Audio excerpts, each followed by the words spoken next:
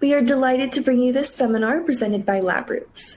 Welcome everyone, and thank you for joining us for today's keynote presentation titled Systematic Identification of Therapeutic Strategies that Leverage Tumor Evolution. It's my pleasure to introduce you to Dr. Kris Wood, Assistant Professor, Department of Pharmacology and Cancer Biology, Duke University. Dr. Kris Wood received his Ph.D. in chemical engineering from the Massachusetts Institute of Technology, where he developed self-assembling polymeric systems for controlled gene and drug delivery. His work focused on the development of functional genomic tools to study the determinants of anticancer drug sensitivity. For a complete biography on our speaker, please visit the tab at the top of your screen. If any questions arise during the presentation, we encourage you to submit them in the question and answer box, and our speaker will respond back to you via email. As a reminder, this presentation is educational and offers free continuing education credits. Click on the Continuing Education Credits tab located in the top right corner of the presentation window and follow the process to obtain your credits. Please join me in welcoming Dr. Wood. I will now turn the presentation over to him.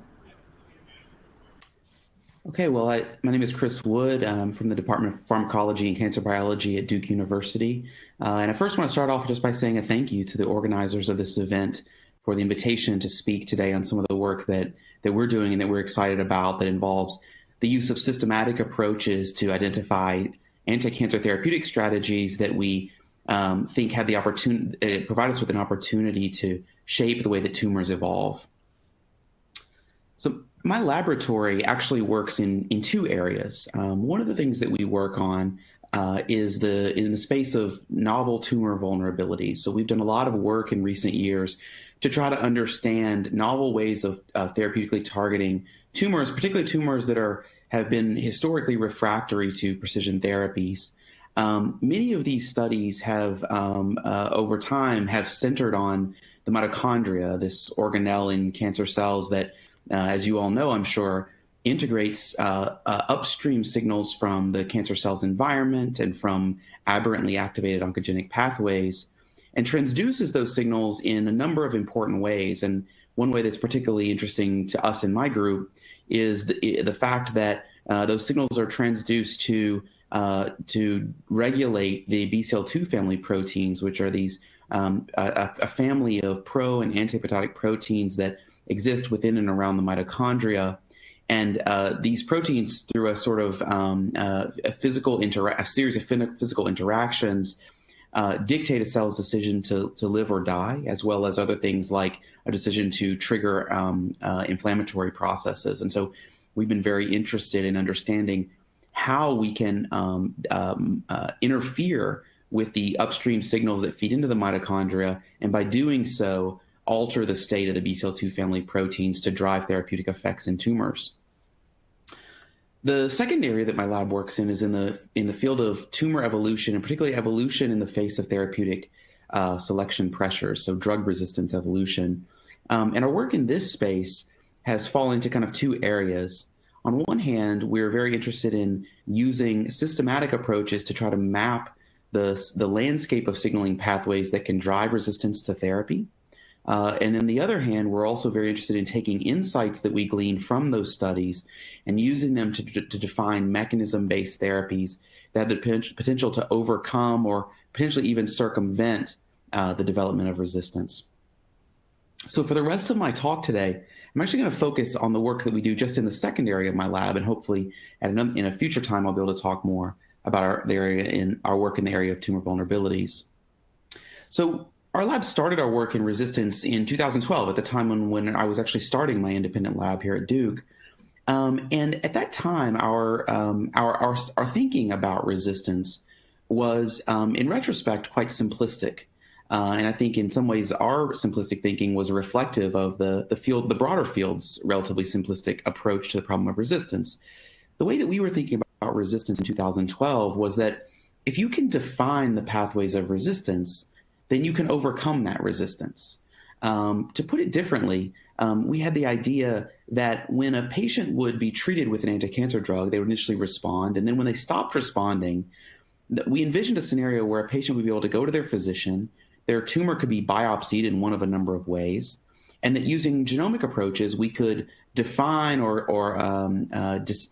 credential the operative resistance mechanism that was at play in that patient's body.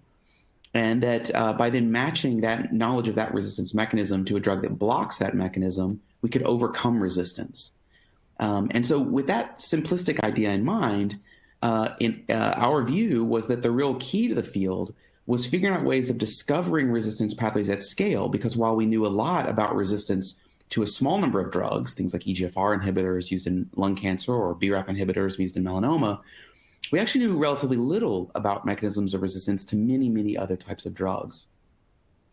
Now, to discover resistance pathways at scale, we have developed and adapted a number of functional genomic technologies.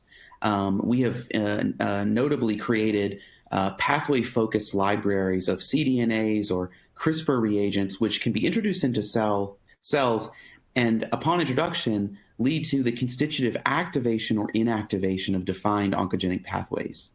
Now, the reason why we choose oncogenic pathways to focus on is that we reason that the pathways that drive tumor cell growth and survival and differentiation and repair processes, for example, might also likely be the same processes that tumor cells would often exploit to become resistant to therapy. Now, after developing and extensively validating those reagents, the notion that we had in our mind was that we could take them, we could introduce them as a pool into cancer cells in a dish or in an animal, and we could then separate those cells, each one constitutively expressing an activator or inactivator of a defined oncogenic pathway. And we could split those cells into two identical groups, one of which would be treated with a drug and the other of which would be treated with a vehicle. And the idea is that over time, we would expect that the oncogenic pathways that, when activated, give a preferential survival in the presence of a drug will become enriched in the drug-treated population, and that we could identify those enrichments through next-generation sequencing-based deconvolution. And on the right-hand side of this slide, what you'll see is an example of a plot that comes out of a study like this, where on the x-axis we have enumerated oncogenic pathway activators, and on the y-axis we are plotting fold enrichment, which is the degree to which that particular pathway activator is found enriched in the presence of a drug relative to the absence of a drug. Now, we did some initial studies to prove to ourselves that indeed these approaches return to us reliable insights about resistance mechanisms, and then we deployed them at relatively large scale. And so this is just an example of a summary of some of the first studies we did in our group in this space. What you're looking at in this heat map are a series of rows, each one of which is a different cancer cell line that's driven by a defined oncogenic driver. So the first set of cell lines are driven by BRAF, those are melanoma cell lines. The second group of cell lines are PI3 kinase or PIK3CA mutation driven, those are breast cancer cell lines, and so on and so forth down the plot. The columns in the heat map correspond to different signaling pathways which we've constitutively activated using cDNA-based techniques. And what you can see at a very high level is that when you screen different oncogene-driven cancer cell lines with this approach, and you treat those oncogene-driven cell lines with appropriate targeted therapies targeting either the driver oncogene or its downstream pathway, what you find is that there are certain signaling pathways, those indicated with red and yellow boxes, that seem to be capable of driving resistance frequently across many different oncogenic contexts. So one of the biggest ones that shows up here is the Rasmup kinase pathway, which you can see forms a red and yellow speckled track all the way down vertically down through this heat map, suggesting that its constitutive activation can drive resistance to many different types of oncogene-targeted therapies. In other settings, we see oncogenic pathways that, when activated, can confer context-specific resistance. So, for example, in the upper right, you see the Notch pathway or the estrogen receptor alpha pathway, both of which, when constitutively activated, are capable of driving resistance to BRAF MAP kinase pathway blockade in the setting of BRAF mutant melanoma, but relatively rarely confer resistance in other settings. Now, using this and related approaches that involve loss of function, we've learned a number of things that have led us to develop both a greater insight into clinical mechanisms of drug resistance, as well as to design mechanism-based combination therapies that overcome resistance. So just to give you two examples of that, I'm first here showing work that we did in a study that was published a few years ago, where we studied the phenomenon of intrinsic resistance to JAK kinase inhibitors, which is observed in patients with myeloproliferative neoplasms characterized by activating mutations in JAK2. Now, what we know is that when JAK2 is activated, that it's a bona fide driver in these tumors, and yet patients rarely achieve substantial tumor clearance or tumor burden reduction when they're treated with these drugs. And so through a series of pathway activating screens, what we learned is that there are three different ways that you can develop resistance to JAK kinase inhibition. One is through reactivation of the JAK-STAT signaling pathway. That corroborates studies of other folks who have examined this question. And then in a set of findings that that had not been reported before, we also discovered that activation of oncogenic RAS and downstream ERK and AKT signaling can also drive really profound resistance to JAK inhibition. Now, mechanistic follow-up studies taught us that indeed these pathways function through convergent phosphorylation of a single protein, BAD, the pro-apoptotic protein BAD. Now, phosphorylation of BAD at one of two different sites by these upstream pathways leads to its essentially its inactivation, such that the pro-survival protein BCL-XL is liberated and allowed to promote survival in these cells. That suggests that combining a JAK inhibitor with a BCL-XL inhibitor should be sufficient to overcome this intrinsic resistance, and that question is actually now being tested in clinical trials, inspired in part by our study.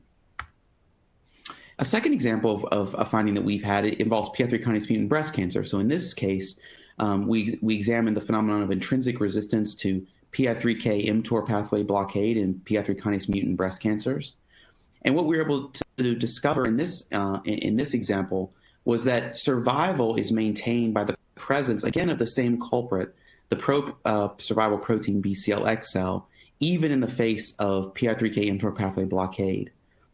What we uncovered in this study was that when you block the PI3K Mtor pathway in PIK3CA mutant breast cancers, that through the suppression of cap-dependent translation, you can reduce levels of a second pro-survival protein, MCL1, that operates in the BCL2 family network. But that because of the redundant role of BCL-XL, that's insufficient to cause apoptotic cell death. However, when you combine inhibitors of this pathway with inhibitors of BCL-XL, now you can achieve highly synergistic apoptotic cell death in PI3 kinase mutant breast cancers. And this approach is also the subject of ongoing efforts for clinical translation.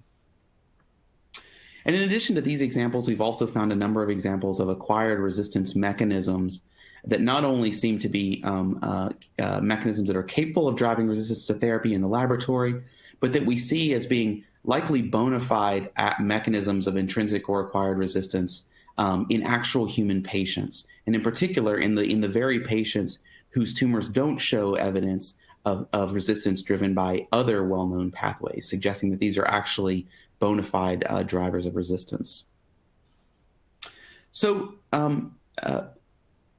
in many ways, this approach that we've taken, which I described as being simplistic, has been productive for us. We've learned a lot about mechanisms of resistance, and in some cases about strategies for overcoming resistance. But I think one of the things that we learned over the course of several years later, up to, say, 2018, when we started taking a different approach to this problem, is that resistance is actually really complex. And so one of the things that we learned in the years between 2012 and 2018 from a lot of wonderful studies by other investigators in our field is that oftentimes the simplistic idea that a patient with resistance could go to their physician and that the operating resistance mechanism in that patient's body could be diagnosed unequivocally, that is an incorrect assumption. And the reason why it's incorrect is that oftentimes what we now know through evidence from circulating DNA analysis, as well as from warm autopsy studies and others, is that in a patient with advanced disease, when they develop resistance, there oftentimes is not just one mechanism of resistance, but rather many, many different co-occurring mechanisms of resistance. This creates a really difficult challenge for those of us interested in trying to overcome resistance, because it suggests that that in patients, treating a single resistance mechanism will be unlikely to be effective, while treating many resistance mechanisms is likely to be toxic. And so this requires us to think in entirely new ways about the problem of resistance. And that thinking has led us to a number of ideas, one of which I'm going to describe now. It's the idea that we refer to as collateral sensitivity. Now, what is collateral sensitivity? Well, collateral sensitivity describes the idea that, as we all know, while oncogene-targeted therapies lead to the selection of cells that are resistant to that therapy, which subsequently expand and found a new tumor, which is drug-resistant, the collateral sensitivity hypothesis postulates that perhaps the cells that have the phenotype of being resistant to therapy might have their own vulnerabilities, reflecting an evolutionary trade-off that they've made in exchange for the development of phenotypic resistance. Now, if we can identify what those vulnerabilities are, we may be able to specifically target resistant cells and thereby spare normal cells, but also drug-sensitive cells. Now, the reason why this is an interesting hypothesis to us is that to the extent that collateral sensitivities are real, and to the extent that they are conserved across different cellular clones driven by different resistance mechanisms, it may actually be possible to identify and drug those collateral sensitivities in combination with upfront oncogene-targeted therapies, and in so doing, create a combination therapy that actually selects against resistance.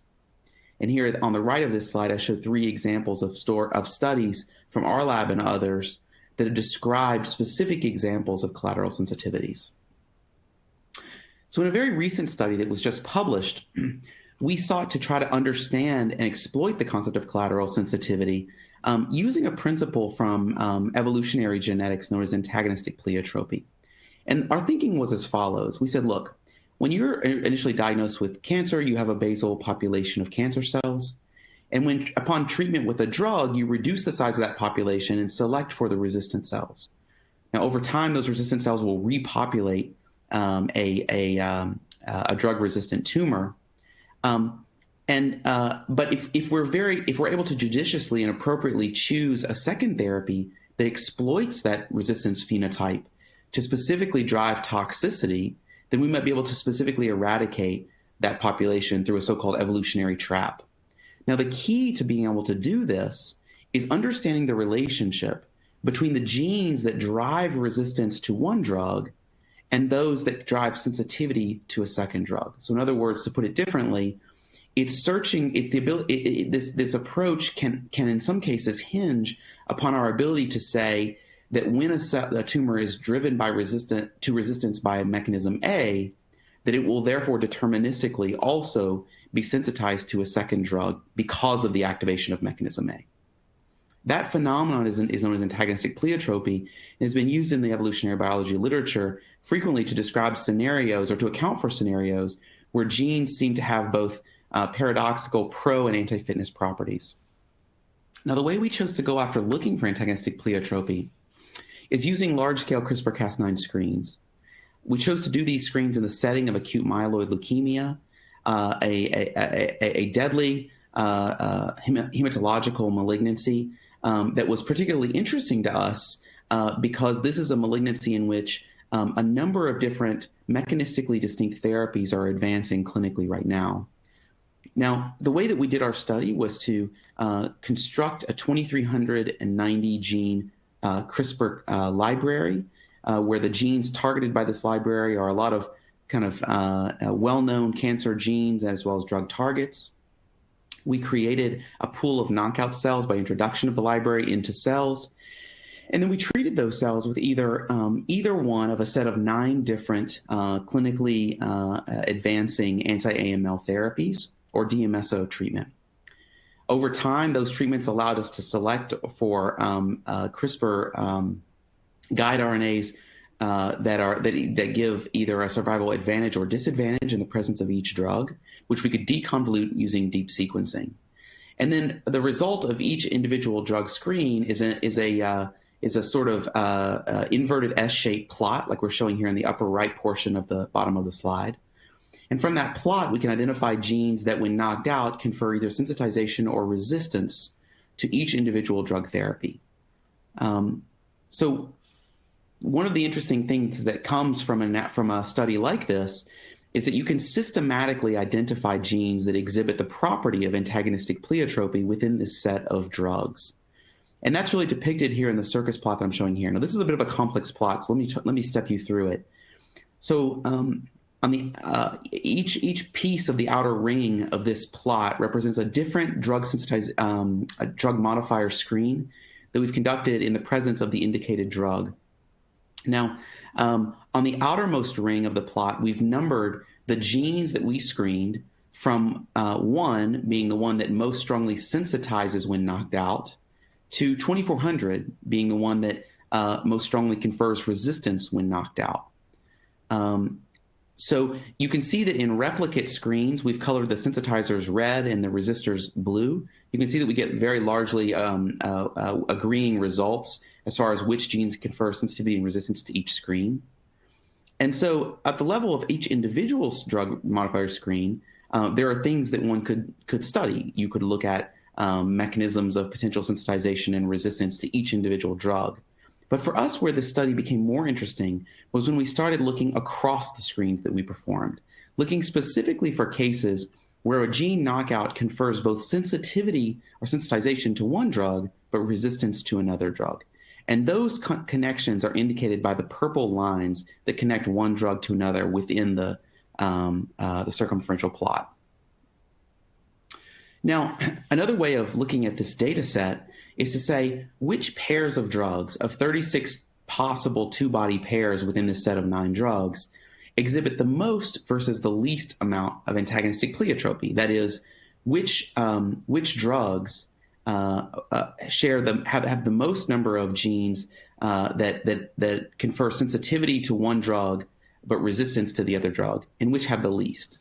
So if you look at the top of this plot, we see an example of 2 drugs, decitabine and azacitidine, which work through similar mechanisms of action and, as expected, have very few numbers of AP genes, while having large numbers of co-sensitizers and co-resistors. And here I'm just showing in the inset one specific example of a gene cassette that shows resistance and sensitization effects that agree between the 2 drugs.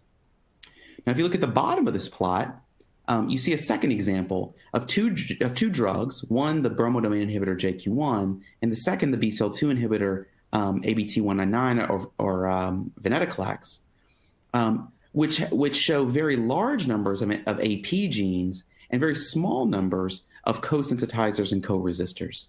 Now, this drug pair was particularly interesting to us because the fact that there were so many AP genes between these 2 drug modifier screens suggests that many of the mechanisms that drive resistance to one of these drugs would be expected to drive sensitization to the other. And our follow-up inspections on this drug pair led us particularly to a cassette of genes, which we're showing here in the plot on the bottom right hand of the slide. What we found was a set of genes, the H3K36 di and trimethyl methylases NSD2 and NSD3, which are generally thought of as being transcriptionally activating, which scored in a direction that was consistent with the scoring of a transcription factor, c-Myc. In particular, what we found was that knockout of these genes conferred resistance to ABT199 and sensitization to JQ1. Reciprocally, we found that members of the PRC2 complex, which deposits H3K27 trimethyl groups, scored in the exact opposite direction, in that their knockout conferred sensitization to ABT199, but resistance to JQ1. So the notion that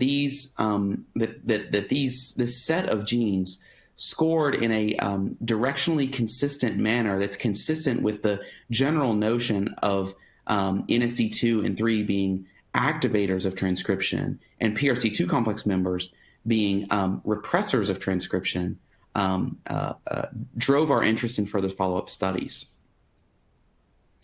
The schematic in the upper left hand of the plot here shows you the basic idea that NSD2 and 3, which can be thought as activating or facilitating the pro-oncogenic transcriptional activities of MYC,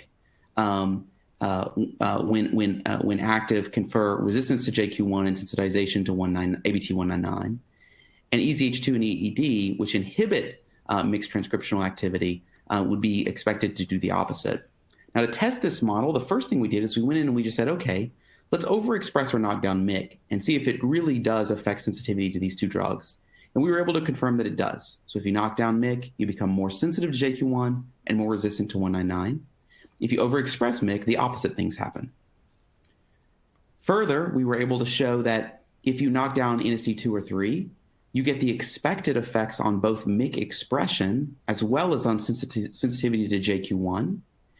And if you knock down EED or EZH2, you get the opposite effects. It leads to activation of MYC transcription and sensitization to ABT199. And moreover, I'll tell you, although it's not shown here, that we also show that the effects of NSD2 and 3 and EED and EZH2 are mediated through specifically their effects on MYC. Now, that's a nice parlor trick that we can modulate this pathway and drive resistance to one drug and sensitivity to another drug. But it's not really translationally interesting unless nature itself selects for this axis. And so to test that, what we did is we evolved a set of 5 different AML cell lines to resistance to bromodomain inhibition with JQ1 through long-term stepwise selection. And here you can just see that each of these 5 evolved resistant lines, which are shown in maroon, are indeed capable of continuing their growth in the presence of JQ1, in stark contrast to their parental cell lines from which they arose, which cease growth in the presence of JQ1. Now, we were interested in the observation that not only are these JQ1 evolved resistant cells resistant to JQ1, but in every case, they showed evidence of substantial upregulation of MYC expression at the protein level. And in 2 of 5 cases, they also showed clear evidence of EZH2 loss. We later went on to show that indeed, in those cases of EZH2 loss, this EZH2 loss is the driver of MYC upregulation in these cells, which is consistent with the model nominated by our screens. And importantly, we showed that in these resistant cells, the activation of MYC specifically leads to the sensitization to JQ1 to ABT199. Okay, so what this basically tells us is that in a manner predicted by our screens, that indeed evolution of AML cell lines to resistance to JQ1 leads to a MYC-activated phenotype that, at least in some cases, is driven by PRC2 loss, as predicted by our screens, and that a necessary consequence of that MYC hyperactivation is sensitization to ABT199, the BCL2 inhibitor. And lastly, we show that sensitization to 199 is indeed MYC dependent. So it's not happening as a passenger event. It is indeed a secondary consequence of MYC upregulation in the resistant cells. So how does this work? How is it that MYC upregulation in the setting of bromodomain inhibition is driving sensitization to BCL2 inhibition? Well, a number of studies ultimately centered on some of the most likely culprits. MYC drives a BIM-dependent apoptotic priming. That's shown here through a series of BH3 profiling assays. And MYC hyperactivation in drug-resistant AML cell lines is associated with upregulation of BIM, one of the key proapoptotic proteins in the mitochondria.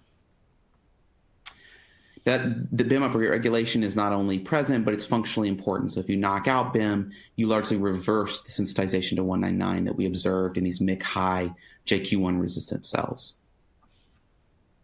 Now, to test this further, we took a more advanced animal model of AML. These are PDX models from patients with AML that have been transplanted into mice.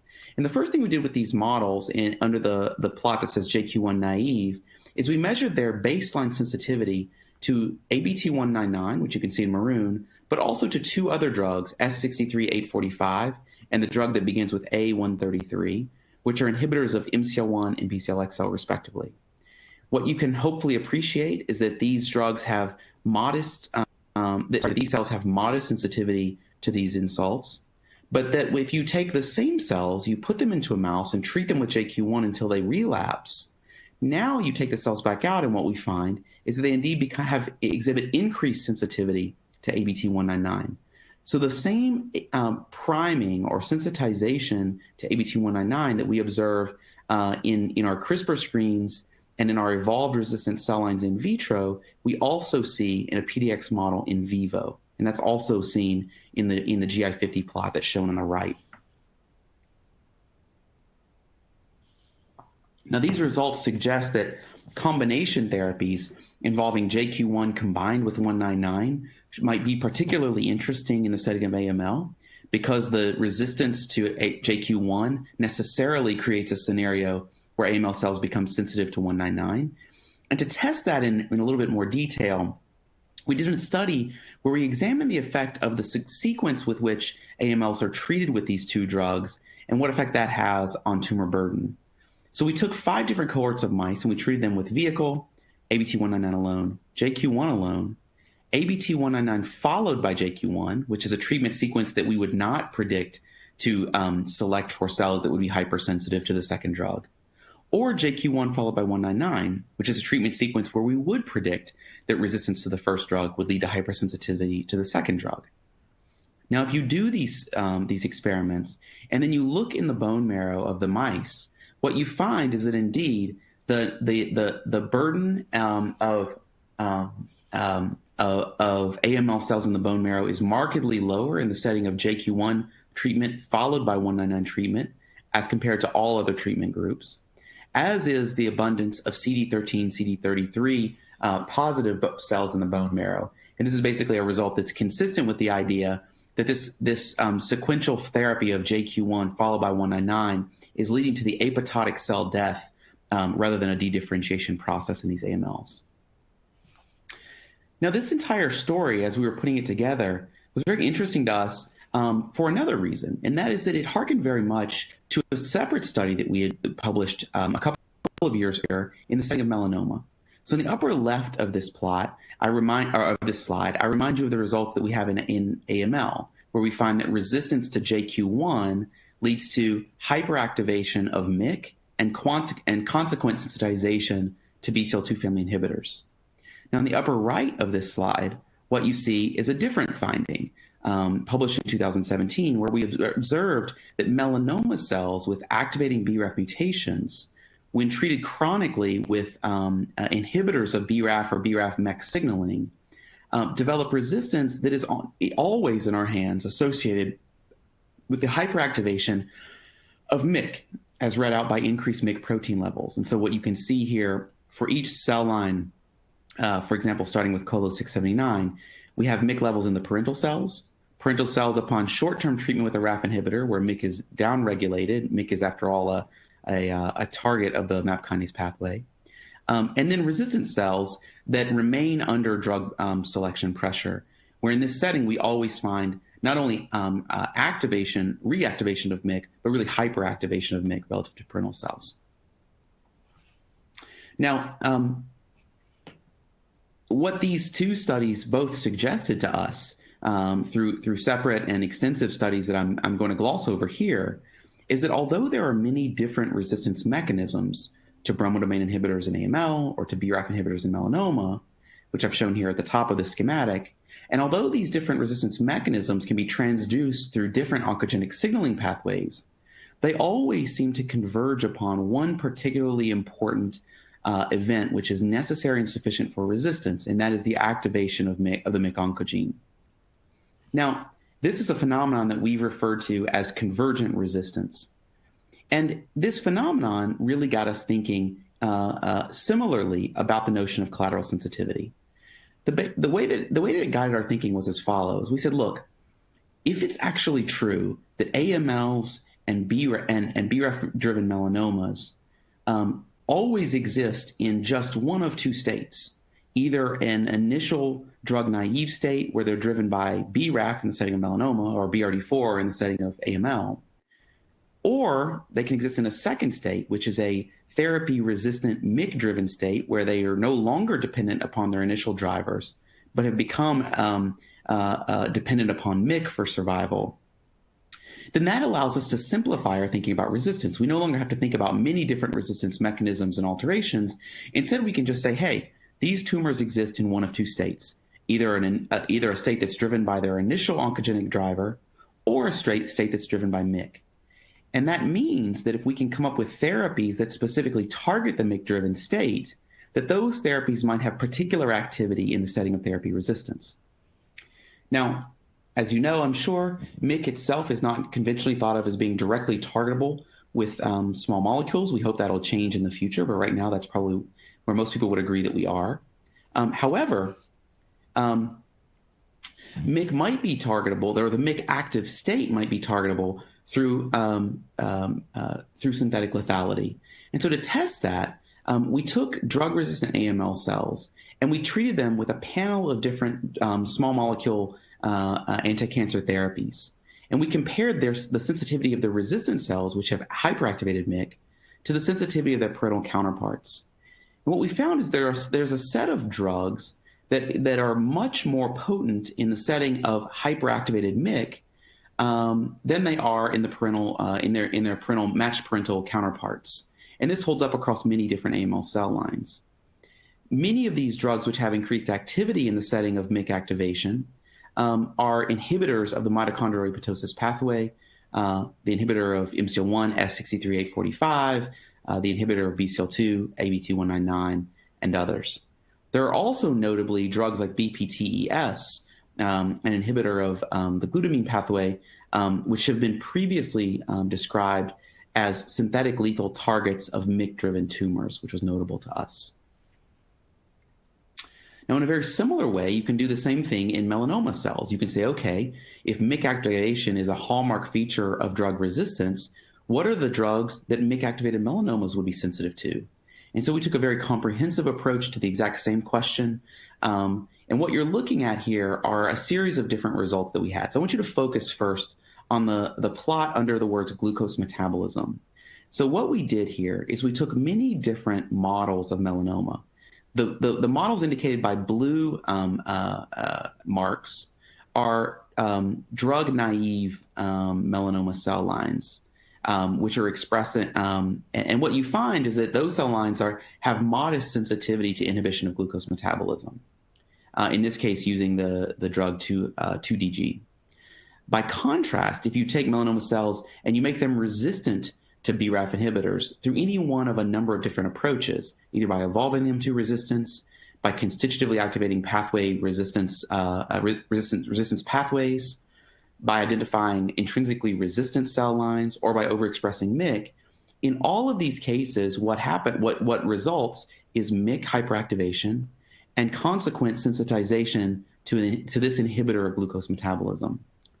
So what this essentially is saying is underscoring the idea that many roads lead to resistance, but that resistance is always characterized by MYC hyperactivation and consequently is vulnerable to drugs that are synthetic lethal with activated MYC. Other examples of these synthetic lethalities include glutamine metabolism, serine metabolism, and Src family kinase signaling, at least in the in vitro setting. And again, the reason why these are interesting to us is they suggest that they might be effective combination therapies. And here I'll just show one example of that. So this is a long-term tumor progression study where we're looking for cells to develop resistance to a therapy. What you're seeing here is we're plotting tumor burden on the y-axis versus time on the x-axis. And as you can see, if you treat with a RAF inhibitor alone, which is shown in blue, what you get is stasis followed by the outgrowth of resistance. That's the same phenomenon that we see clinically. If you treat with the drug dasatinib, an inhibitor of Src family kinase signaling, which happens to be synthetic lethal with MYC hyperactivation, you get very little of a therapeutic effect initially because, of course, melanoma cells are not particularly sensitive to dasatinib. However, if you combine dasatinib, an agent which has greatly enhanced activity in cells that are resistant to RAF inhibitors, and you combine that up front with a RAF inhibitor, you're able to effectively block resistance evolution by essentially combining two drugs which in their combination select against resistance evolution. That's seen in vitro, and it's also seen in vivo, in this case using a different synthetic lethal drug, the BRD inhibitor JQ1. So these results have been very exciting for our group because, again, I think they point to the idea that although there are many roads that can lead to resistance to any one therapy, that those roads often lead to the convergent activation of specific downstream resistance mechanisms like MYC, or convergence upon a particular cellular state. And by defining what those states or convergent mechanisms are, we might be able to define therapeutic strategies that target them, and in so doing have the capacity to block or specifically target many different types of resistance. So on the heels of that excitement, we've been looking more broadly in our group for so-called conserved collateral sensitivities. And one of the ways that we've been doing that is taking oncogene-driven cell lines, which are initially sensitive to a targeted therapy, evolving them over the course of months to resistance until they're fully resistant to that therapy, and then taking those resistant derivatives along with their parental counterparts and treating them with a diverse panel of drugs targeting different cellular processes, and looking for drugs that have specific activity in the setting of the resistant cells relative to the parental cells. And those are the ones that we call collateral sensitivities.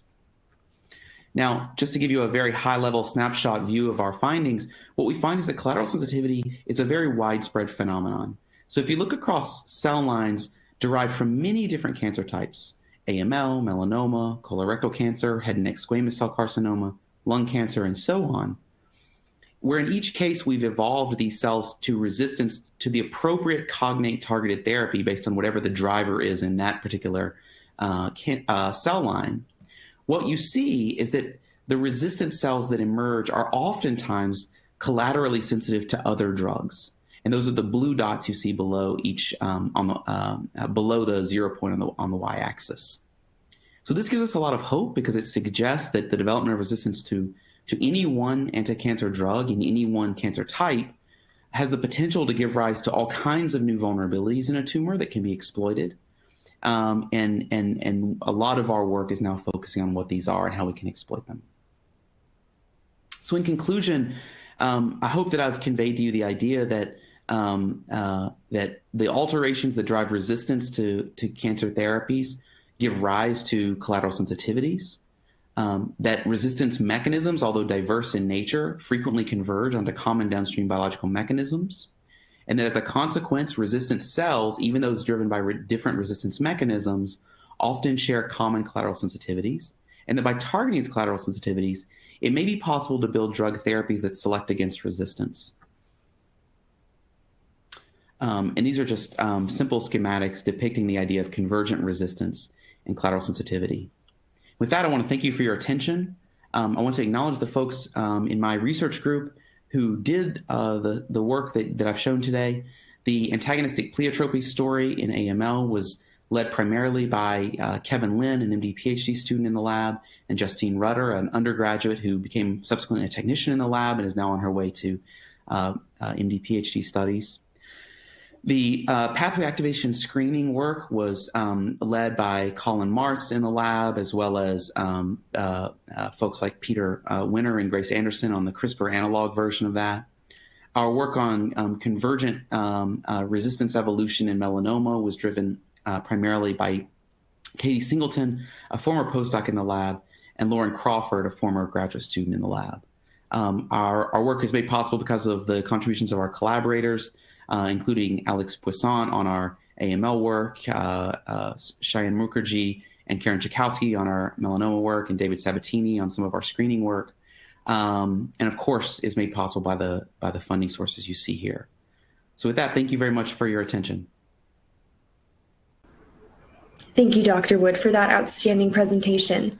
For additional informative presentations, please view our agenda on our events page. As a final reminder, our speaker will follow up with any questions you've submitted via email.